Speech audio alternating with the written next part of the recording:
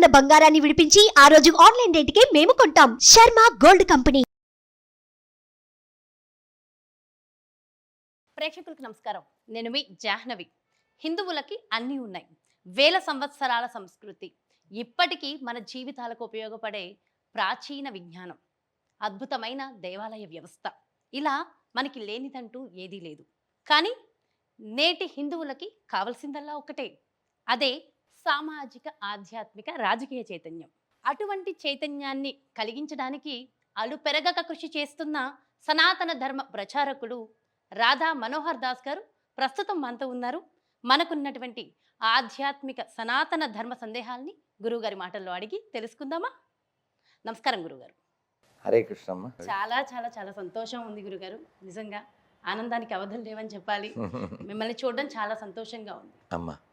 గురుగారు, అయితే మన ఇంటర్వ్యూ ముందు ఒక శ్లోకంతో చక్కగా ఇంటర్వ్యూని మొదలు పెడదాం. నేను వచ్చే ముందు ఒక ఫోన్ కాల్, చింతామణి అని ఒక కర్ణాటకలో ఒక ప్లేస్ ఉంది, అక్కడ వాళ్ళు ఎవరో ఫోన్ చేశారు. వాళ్ళతో మాట్లాడిన తర్వాత స్వామి ఏదైనా శ్లోకం చెప్పి పెట్టండి అన్నారు. అంటే ఎండ్ ఆఫ్ ద కాల్ వాళ్ళు శ్లోకం అడిగారు.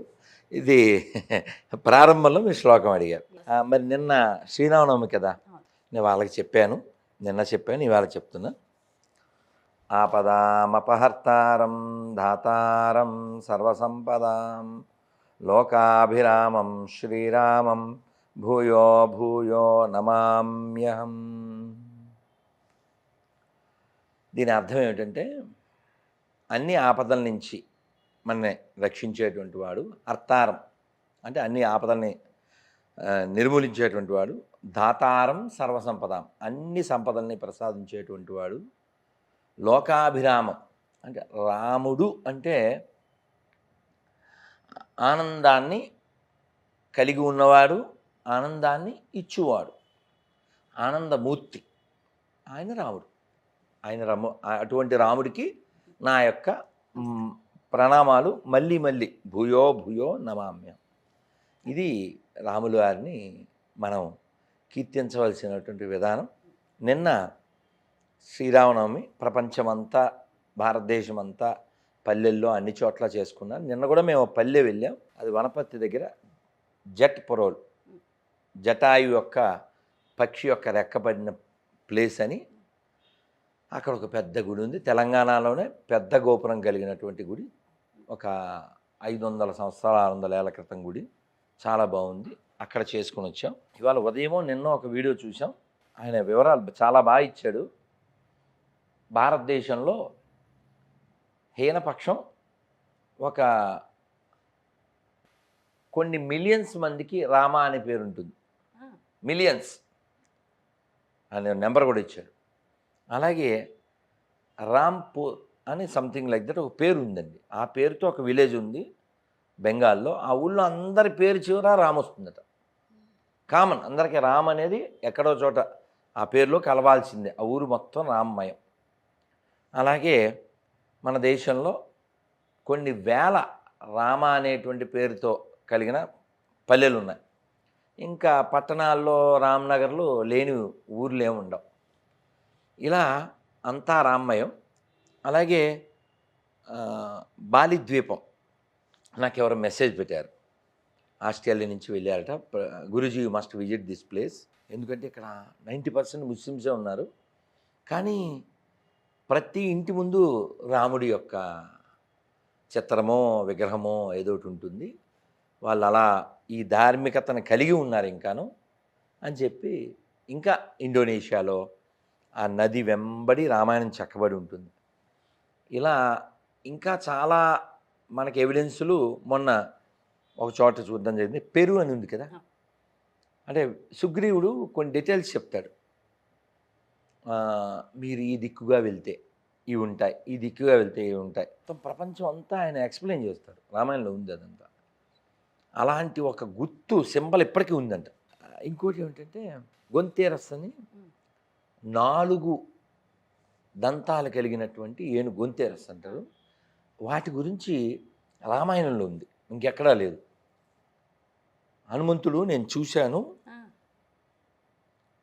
ఈ యొక్క రావణాసుడి యొక్క ఇంటి ముందు, అంతఃపురం ముందు కాపలాగా వస్తున్నాయి 4 దంతాలు కలిగిన ఏనుగులు సుందరకాండలో ఉంది. ఓకే. నేను చదివా. మీరు చదివారా చూసారా? ఈ వాటి గురించి రామాయణంలో ఉంది. ఉంది. అంటే చాలామంది మూర్ఖులు అదంతా కట్టు కదా ఇలా వాగుతారు కదా. వాళ్ళకి సమాధానం ఏంటంటే పరిశోధకులు అలాంటి ఒక స్కల్ని వాళ్ళు సంపాదించారు. పిక్చర్స్ కూడా ఉన్నాయి. దాని కార్బన్ డేట్ టెస్ట్ చేస్తే దాని వయసు కొన్ని మిలియన్స్, కొన్ని లక్షల సంవత్సరాల క్రితం ఉంది. అంటే రామాయణం ఎప్పుడు జరిగిందనడానికి మీకు ఒక ఉదాహరణ, అదొక రుజువు. మనం చూడొచ్చు కలియుగం వయసు ఎంత? 4:32. దీనికి డబల్ ద్వాపర, దీనికి త్రిబుల్ త్రేత. అంటే 16 లక్షల సంవత్సరాలు. మీరు ఆ యొక్క ఏనుగు యొక్క దాని హిస్టరీ మనం పోల్చి చూస్తే మనకు అర్థమవుతుంది. ఇలా నేను ఎప్పుడూ ఓ మాట చెప్తుంటా, మనకి త్రిబుల్ తెలుసు, మనకి తెలియాల్సింది ట్రిపుల్ ఈ. ట్రిపుల్ ఈ ఏంటది? Evidence, epics, ethics. మనకి ఎపిక్స్ ఉన్నాయి, మనకి ఎథిక్స్ ఉంది, మనకి ఎవిడెన్స్లు ఉన్నాయి. ఆయన పేరు మహమ్మద్. వారు మన అయోధ్య రామ మందిరం ఆర్కియాలజీ డిపార్ట్మెంట్కి హెడ్, వారు దాన్ని పరిశోధన చేశారు. వారు ఒక మాట చెప్పారు, ఈ భారతదేశంలో సెక్యులరిజం ఉంది అంటే కారణం కేవలం హిందువులు మెజారిటీగా ఉండడమే. Once Hindus become minority there will be no secularism. వారు పోస్ట్ చేశారు ఏమిటంటే ఒక పరమశివుడి విగ్రహం, దాని వయస్సు 28,000 సంవత్సరాలు.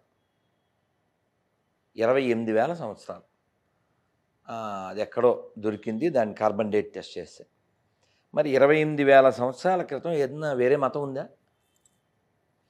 అలాగే మీరు వేరే వేరే కంట్రీస్కి వెళ్ళండి. అరబ్ కంట్రీస్లో కూడా తవ్వకాల్లో ఒక సూర్యదేవాలయం, ఒక విష్ణుమూర్తి విగ్రహం, ఒక శివాలయం, ఇలా చాలా బయటపడ్డాయి. అందుకని we have evidence, we have epics, we have ethics.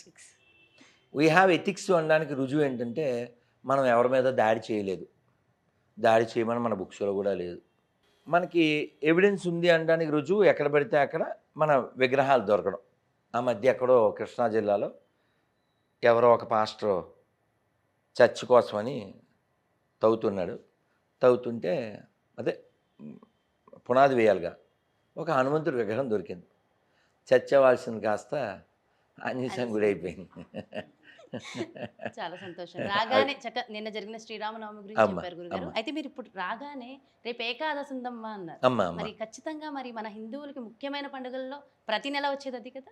మరి ఏకాదశి యొక్క విశిష్టత ఏమిటి? ఖచ్చితంగా ఖచ్చితంగా. నిన్న రామనవమి కాబట్టి ఏమంటారు, ఆ వైబ్రేషన్ ఇంకా అలా హిట్ చేస్తూ ఉంది. ఈ ఏకాదశికి అంటే మనం నెలకు 2 వస్తాయమ్మా. ఏకాదశి పేరు హరివాసరం, అంటే very very dear most day of lord Vishnu. అంటే ఇప్పుడు వచ్చే ఏకాదశి ఏ ఏకాదశి అయినా విష్ణువుకి చాలా ఇష్టమైన రోజు అని అర్థం. అయితే మనం ఈ పేపర్లో ఇచ్చాం 26 ఏకాదశులు. ఒక్కొక్క ఏకాదశికి ఒక్కొక్క పేరు, ఒక్కొక్క విశేషము ఉంటుంది. ఈ ఏకాదశి వాటి పేర్లను బట్టి మనం వాటి విశేషం మనకు తెలుస్తూ ఉంటుంది. ఉదాహరణకి 24 ఏకాదశి అమలకి ఏకాదశి. ఆ రోజు ఖచ్చితంగా ఆమ్ల పంచిపెట్టడము కొంచెం స్వీకరించడం కూడా చేయాలి. అలాగే పాండవ నిర్జల ఏకాదశి 6వది. ఆ రోజు నీళ్ళు కూడా తాకుండా ఉంటే మంచిది. నిర్జల ఏకాదశి. శయన ఏకాదశి అంటే మా అందరికీ తెలుసు, మన తెలుగు వాళ్ళు. అంటే దీని శయన ఏకాదశి అంటే ఈ చాతుర్మాస్యంలో మొదటి ఏకాదశిలో శయన ఏకాదశి. అలాగే మనం బాగా చేసేటువంటి మన వాళ్ళు బాగా చెప్పేటువంటి ఏకాదశి చాతుర్మాస్యంలో ఆఖరిది మోక్షద ఏకాదశి, అంటే వైకుంఠ ఏకాదశి అంటాం. అలా ఒక్కొక్క ఏకాదశి ఏకాదశులు మాత్రం చాలా ప్రత్యేకంగా అన్ని విశేషం. అసలు ఎందుకంత విశేషం? ఎందుకు అంటే ఈ ఏకాదశి నాడు అంటే మామూలు రోజుల్లో మనం ఆహారం యాజ్ యూజువల్గా మనం స్వీకరిస్తూ ఉంటాం. అదే ఏకాదశి నాడు ఎక్కువ సమయాన్ని శక్తిని భగవదర్పితంగా మనం గడుపుతాం. అంటే ఆ రోజు అంటే రేపటి రోజు భోజనం ఉండదు, అలాగే టిఫిన్ లాంటివి కూడా ఉండవు. పండ్లతోనో పాలతోనో లేదు కొన్ని పల్లీలు ఇలాంటి వాటితో సరిపెడతాం. రోజులాగా తినకుండా ఆహారాన్ని తగ్గిస్తాం. ఆహారం తగ్గితే లేదు ఆహారం అసలు లేకుండా ఉంటే శరీరానికి ఎక్కువ పని పెట్టే ఉండదు. అదే స్నానాలకి బాత్రూమ్కి తిరగక్కర్లేదు. ఆ టైం అంతా సేవ్ అయిపోతుంది. ఆ సమయాన్ని మనం జపం చేయడానికి, వినడానికి, రామకోటి రాయడానికి లేదా చదవడానికి ఇత్యాదిగా మనం ఉపయోగిస్తాం. ఇలా ఉపయోగించడం ద్వారా ఏమవుతుంది? అంతర్ముఖ సమారాధ్య, లోపల వైపు తిరగాలి కదా. కళ్ళు తెరిచినప్పటి నుంచి లోకం వైపే తిరుగుతూ ఉంటాం కదా. ఇప్పుడు పిల్లలకి ఏం చెప్తామని పొట్టే వాళ్ళు కళ్ళు తెరిచి ఓహొస్తుంటే చూడు చూడు అంటుంటాం. మనం చూడు చూడని ఏం చూపిస్తున్నాం? ప్రపంచాన్ని చూపిస్తున్నాం, ఏదో పరిచయం చేస్తాం, ఏదో అమ్మ నాన్న మావయ్య అత్తయ్య. కానీ ఎవరిని పరిచయం చేయాలో భాగవతం చెప్పింది. అంటే కొంచెం కటువుగా చెప్తుంది. ఈ భాగవతంలో ఏకాదశి మహత్యం చాలా బాగుంటుంది. భాగవతం ఏముంటుందంటే, the mother who never thought about God to her childrens, she not consider as mother, she consider as good as pig. ఇంత స్ట్రాంగ్గా ఎందుకు చెప్పడం జరిగిందంటే, హ్యూమన్ మదర్ మాత్రమే టీచ్ చేయగలుగుతుంది భగవంతుడిని లేదా మోక్షాన్ని. ఇంకా మిగిలిన పశుపక్షాదుల్లో అవి తల్లులే అయినప్పటికీ కేవలం ఆహార నిద్ర వీటికే వాటి జీవితం సరిపోతుంది. అందుకని ఆధ్యాత్మికంగా ఉన్నతి కోరుకునే ప్రతివాడు ఏకాదశి చేయాలి. ఏకాదశి చేయడం అంటే ఉపవాసము అంటే మనం చాలాసార్లు విన్నాం, తినకుండా ఉండడం అనేది ఒక విధానము. కానీ ఏకాదశి యొక్క పరమ ఉద్దేశం ఉపవాసం, సమీపముగా నుండుట. భగవంతుడికి సమీపంగా ఉండే గుళ్ళో కూర్చోవడమా? అదే గుళ్ళో కూర్చుని సెల్ ఫోన్ చూస్తే ఉపకారం ఉంది, గుళ్ళో కూర్చుని ఏదో సీరియల్ చూస్తే ఉపకారం ఉంది. భగవంతుడికి మనం దగ్గరగా ఉండాలి. భగవంతుడి గుళ్ళో ఉండడం మంచిదే, కానీ భగవంతుడి దగ్గరే పని ఏమిటి? ఆయన గురించి బాగా వినడం, లేదా ఆయన గురించి చదవడం. లేదు నేను వెళ్తూ చెప్తాను, నాన్న ఖాళీగా ఉండద్దు, మీరు చదవనన్నా చదువుకోండి, జపమన్నా చేయండి, రామకోటి అన్నా రాయండి. అంటే మళ్ళీ రాదు కదమ్మా, నాకు నిన్న కావాలి వస్తుందా? నువ్వు ఏం చేసినా రాదు కదా. అందుకని మనకి శాస్త్రాల్లో చెప్తారు, కాలక్షేపో నా కర్తవ్యం, క్షీణమాయుర్ దినే దినే, యమస్య కరుణానాస్తి, ధర్మస్య త్వరితగతి. అంటే ఏమిటి? కాలాన్ని వ్యర్థం చేయకండి. ఎందుకు చేయకూడదంటే, కాలక్షేపో నా కర్తవ్యం. ఎందుకు డోంట్ వేస్ట్ యువర్ టైం అంటే, క్షీణమాయుర్ దినే దినే, రోజు ఆయుర్దాయం కొంచెం కొంచెం గడిచిపోతుంది. యముడికి దయ లేదు, యమస్య కరుణానాస్తి, ధర్మస్య త్వరితగతి. నువ్వేం చేసావు? రేపొద్దున్న కాలం అయిపోయి మన ఆఖరి శ్వాస విడిచిపెట్టేస్తే నువ్వు నీకేం చేసుకున్నావు? ఓ ప్రశ్న వస్తే ఆలోచించకూడదు, మనం చెప్పగలగాలి. మీరు అంటే చదివితే వింటే మనకు చాలా విషయాలు తెలుస్తాయి. ఈశోపనిషత్తులో చెప్తారు, ఎప్పుడు 27 ఏళ్ల క్రితం చదివాను. అందులో చెప్తారు, స్వామి నేను నీ కోసం చేసినవన్నీ నువ్వు గుర్తుపెట్టుకో, ఇది నా అంతిమ సమయం, నాకే ఫలం ఇవ్వాలో అది ఇవ్వు. ఏమంటే ఇప్పుడు గుర్తుపెట్టుకో అని భగవంతుడితో చెప్పాలంటే నువ్వేమైనా చేసి ఉండాలిగా. నువ్వు ఏం చేయకుండా అని గుర్తుపెట్టుకోమని చెప్పలేవుగా. కాబట్టి ఈ శరీరం బాగున్నప్పుడే, అంటే గరుడ పురాణంలో చెప్తారు, ఎండాకాలం జాగ్రత్త పడితే వానాకాలంలో కట్టెలకి పిడకలకి ఇబ్బంది లేకుండా మన జీవనం వంట చేసుకునే వంట చేరుకుని దాచిపెట్టుకోవడం. మా చిన్నప్పుడు మాకు అనుభవం, మా అమ్మ అన్ని కట్టెలవి పైన ఆటక మీద అన్నీ దాచిపెట్టేది. అని మాకు కింద నుంచి అందిస్తే పైన సర్దేవాళ్ళం. ఈ కట్టెలు అవి మరి కట్టెలు పోయాలి కదా. అంటే ఆ ఉదాహరణ ఇచ్చారు గరుడ పురాణంలో. ఈ కట్టెలు అవి పైన పెట్టి దాచుకుంటావు, వానాకాలం మళ్ళీ వాడుకుంటావు కదా. అలాగే రాత్రి సుఖంగా నిద్రపోవడానికి పగల పనిచేస్తావు కదా. అలాగే ఈ శరీరం వదిలేక నువ్వు మళ్ళీ పుట్టకుండా ఉండడానికి ఇప్పుడు ఏర్పాట్లు చేసుకో. అయితే గురువుగారు ప్రత్యేకమైన రోజుల్లో ప్రత్యేకంగా రెమెడీస్ చేస్తూ ఉంటాం కదా, దానివల్ల కూడా ఖచ్చితంగా ఫలితం ఉంటుందంటారా? అమ్మమ్మ ఉంటుంది. ఉమ్. ఇప్పుడు నిన్న ఆ, ఆ జటప్రోలో ఉన్నాం, అక్కడ చెప్పాను నేను, మీరు రోజు జపం చేయండి, కానీ ఇలాంటి ఏకాదశి, శ్రీరామనవమి, ఇలాంటి పౌర్ణమి. రోజుల్లో పౌర్ణమి, ఇలాంటి ఎక్కువ జపం చేయండి, ఎక్కువ జపం చేయాలి. అలాగే మనం అయోధ్య, కాశీ, బృందావనం, ఇలా తిరుమల, ఇవన్నీ కూడా క్షేత్రాలు, పుణ్యతీర్థాలు. అలాంటి చోట ఊరికే సరదాగా గడిపి వచ్చేయకూడదు, ఎక్కువ జపం చేయాలి. జపం చేయడం ద్వారా, శ్రవణం చేయడం ద్వారా, పఠనం చేయడం ద్వారా మనం పొందవలసిన దానికంటే ఎక్కువ ఫలితం. అలాగే చూడండి, విశేషమైన తిథులు, విశేషమైన స్థలాలు, అన్ని తిథుల కంటే గొప్పది ఏకాదశి. అందుకని ఏకాదశి ఉపవాసం చేయండి. అలాగే మీరు కొంచెం నవ్వుతారేమో, ఏకాదశి ఎవరికి ఎగ్జంప్షన్ అని ఇక్కడ రాసాం, ఒకసారి మీరు చదవండమ్మా. ఏకాదశి వీరికి మినహాయింపు. అంటే అది పిల్లలకి, రోగగ్రస్తులకి, వృద్ధులు, బ్రహ్మ రాక్షసులు, నలుగురు ఏకాదశి చేయకపోయినా పర్లేదు, ఎవరెవరు అంటే వాళ్ళు ఎవరెవరు? అంటే పిల్లలు చేయక్కర్లే, వాళ్ళు చిల్డ్రన్స్ కాబట్టి, చిన్నపిల్లలు ఉండలేరు కాబట్టి వాళ్ళు తినచ్చు. రెండెవరు? వృద్ధులు. వృద్ధులు. వృద్ధులు పాపం శరీరంలో శక్తి ఉండదు, ఎగ్జంప్షన్.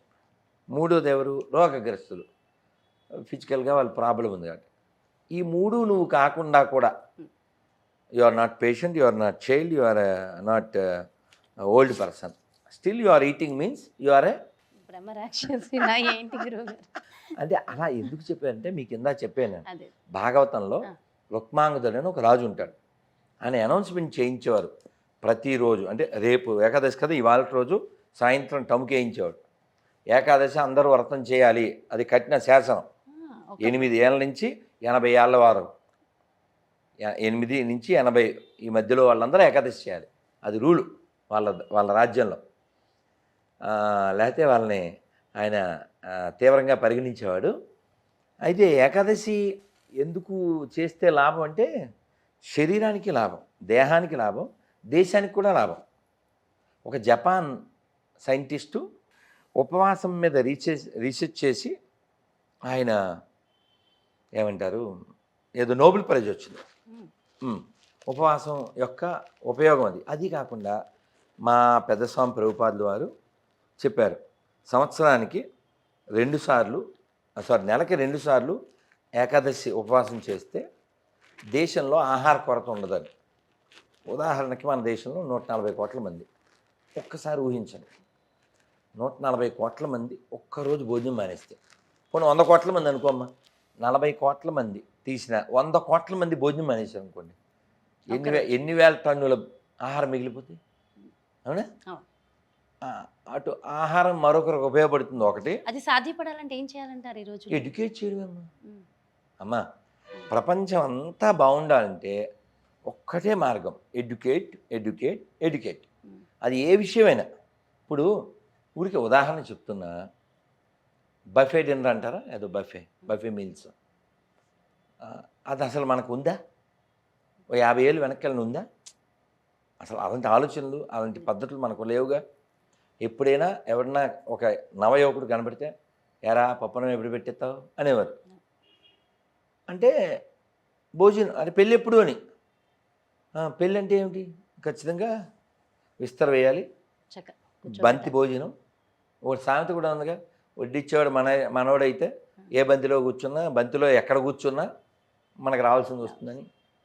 అంటే కూర్చుని భోజనం చేయాలి, ఆరోగ్యం.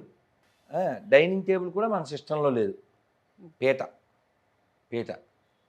అలాగే మనం వంగి భోజనం చేయడం, ఇవన్నీ ఆరోగ్యానికి సంబంధించిన విషయం. మరి బఫే భోజనం అంటే బఫేలో భోజనమే, అది నిలబడి తింటుంది కదా, అంతే. జంతువు వాళ్ళు నిలబడి తింటుంది. ఆ నిలబడి తినడం వల్ల పొట్ట ఏం ప్రెస్ అవ్వదు, ఇంకా నిండలేదేమో అని ఫీల్ అవుతుంది. తద్వారా మనం చూస్తున్నాం రకరకాల అనారోగ్య సమస్యలు. అంటే ఉదాహరణ చెప్పాను. అలాగే ఇందాక ఒకటి వీడియో చూశానమ్మా, అంటే అది మనకు అప్రస్తుతమైన చెబితే మంచిదని చెప్తున్నా.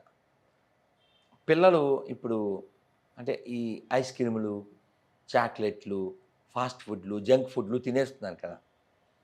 ముఖ్యంగా చిన్నపిల్లలు ఆడపిల్లలు తినేసి వాళ్ళకి పరిణితి పొందని వయస్సులోనే పెద్దవాళ్ళు అయిపోతూ శరీరం పెద్దగా అయిపోతూ ఇవన్నీ అయిపోతుంది కదా. ఎవరో సైలెంట్గా ఒక యోగా ఒక చిన్న టిప్ లాంటిది పెట్టారు.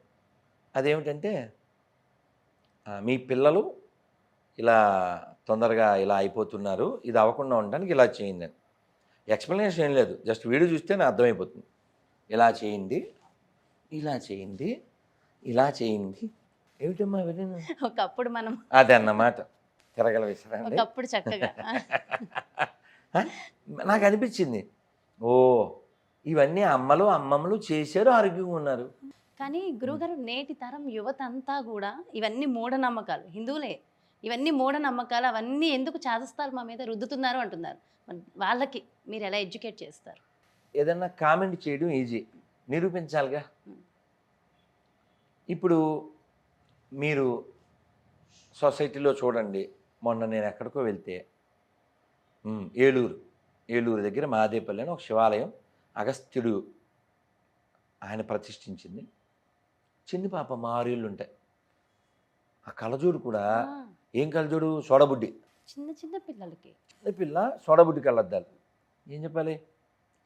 సరే ఆదిత్య హృదయం చదువుకోమని చెప్పాం. అలా ఎందుకు అవుతుందంటే తల్లి సరైన తిండి తినకపోవడము, హెరిడిటీ, వీళ్ళు అక్కర్లేనిది తినడం, ఫోన్లు చూడడం. మరి ఇవన్నీ లేవా? 1 ఇయర్ పిల్లోడు మా అబ్బాయి సెల్ లేకపోతే తినండి అంటే వాడి సెల్ లాక్కూడా చూద్దాం, అమ్మో రణరంగం చేసేస్తాడు.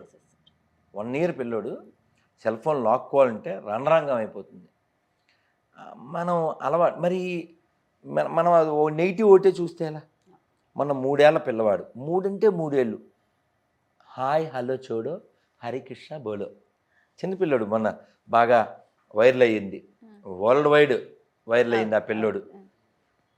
వాట్స్ యువర్ నేమ్ ప్రభుజీ అని అడిగితే ఆ anchor, my name is Bhagwat Das బ్రహ్మచారి.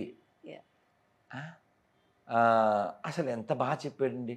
వాళ్ళు అసలు అలా పులకించిపోయారు ఆ యాంకర్లు, అక్కడ ఉన్న ప్రేక్షకులందరూ కూడా. అంత చిన్న పిల్లోడు భగవద్గీత గురించి మీరు ఏం చెప్తారు అని అడిగితే మై ఏక్ ఎగ్జాంపుల్ దేతా హై అని అసలు ఎంత బాగా చెప్పాడంటే. ఇదంతా గత జన్మ నుంచి వచ్చిన అది కూడా ఉంటుంది. మీకు బండ గుర్తు ఏమిటంటే ప్రహ్లాదుడు ఎలా వచ్చాడో అలా ఈ పిల్లలందరూ రావచ్చు. మరి ఈ పిల్లడు అలాగేగా. వాళ్ళ నాన్నగారు, నేను చదివాను ఆర్టికల్, అంటే ఈ పిల్లవాడు వాళ్ళ నాన్నగారు ఎవరి కోసం వెయిట్ చేస్తూ ఇస్కాన్ బయట నుంచి ఉన్నాడు. వాళ్ళు ఇంకా రావట్లేదు. ఇంకో ఫ్రెండ్ ఇతనితో ఉండి లోపలికి వెళ్ళొద్దాం అన్నాడు. ఇస్కాన్ టెంపుల్ లోపలికి వెళ్ళొస్తే ఎవరో కలిశారు, ఏదో బుక్ ఇచ్చారు, ఇంటికి వచ్చారు, చదివారు. ఆ పుస్తకం మస్తకంలోకి ఎక్కింది అంతే. ఆ తర్వాత వాళ్ళ భార్యకి ఈ తత్వం అర్థమైంది. ఈ పిల్లోడు కన్సీవ్ అయినప్పటి నుంచి ఇంకా సినిమాలు, టీవీలు, అసలు సెల్ ఫోన్ చూడడం అన్నీ మానేసింది ఆవిడ. కేవలం జపం చేయడం, భాగవతం చదవడం, శ్రద్ధగా పూజ చేయడం. నువ్వు ఏది ఆలోచిస్తే అదే అవుతావు కదా. అందుకనే భగవద్గీతలో స్వామి చెప్పారు, మన్మనాభవ మద్భక్తు మధ్యాజీ మాం నమస్కురు. నువ్వు ఎప్పుడు నా గురించి ఆలోచిస్తూ సతతం కీర్తయంతో మాం అన్నాడు. నా గురించే భజతాం ప్రీతిపూర్వకం, ప్రేమతో నన్ను భజించు. ఇలా ఆవిడ ఎప్పుడు ఇంకా కృష్ణ గురించి ఆలోచిస్తూ, పూజ చేస్తూ, జపం చేస్తూ, వంట చేస్తూ, వింటూ, ఈ వైబ్రేషన్ అంతా పిల్లవాడికి రాకుండా ఎలా పోతుంది? ఒకటి మీరు అడిగిన ప్రశ్న సరైన ప్రశ్న. దానికి స్వామి భగవద్గీతలో ఏంటంటే శ్రీమతాంగేహే అంటాడు. ఊరికే మీరు అన్నదైతే పక్కా నిజం. ఎందుకంటే ఊరికే అలాంటి 3 ఏళ్ల పిల్లోడు అంత గొప్ప మాటలు మాట్లాడాడు. వాళ్ళందరూ గత జన్మల్లో బోల్డ్ అంత చేసి ఆ బ్యాలెన్స్ ఉంటుంది, ఓ 5% 10% అది పూర్తి చేయడానికి వస్తారు. వాళ్ళనే కారణ జన్ములు అంటారు. ఇప్పుడు 33 ఏళ్ళు 63 ఏళ్ళు వస్తేనే రాగద్వేషాలు ఏం పోవట్లేదే. మరి 3 ఏళ్ల పిల్లోడు అలా నవ్వుతూ అంత పెద్ద పెద్ద మాటలు మైనే ఏక ఎగ్జాంపుల్ దేతా హై భగవద్గీత అని చెప్పి దాని మీద ఏం ఎగ్జాంపుల్ ఇచ్చాయంటే మీరు షాపింగ్ మాల్కి వెళ్తారు, ఒక బొమ్మ కొంటారు, దాన్ని ఎలా యూజ్ చేయాలో మాన్యువల్ ఇస్తాడు. అలాగే హ్యూమన్ బాడీ ఎలా డీల్ చేయాలో దానికి ఇచ్చిన మాన్యువలే భగవద్గీత. ఓ 3 ఏళ్ళ పిల్లడు అంత గొప్ప ఉదాహరణ ఎలా ఇవ్వగలిగాడు? బట్టి ఎన్ని చెప్తాం, చెప్పలేరు.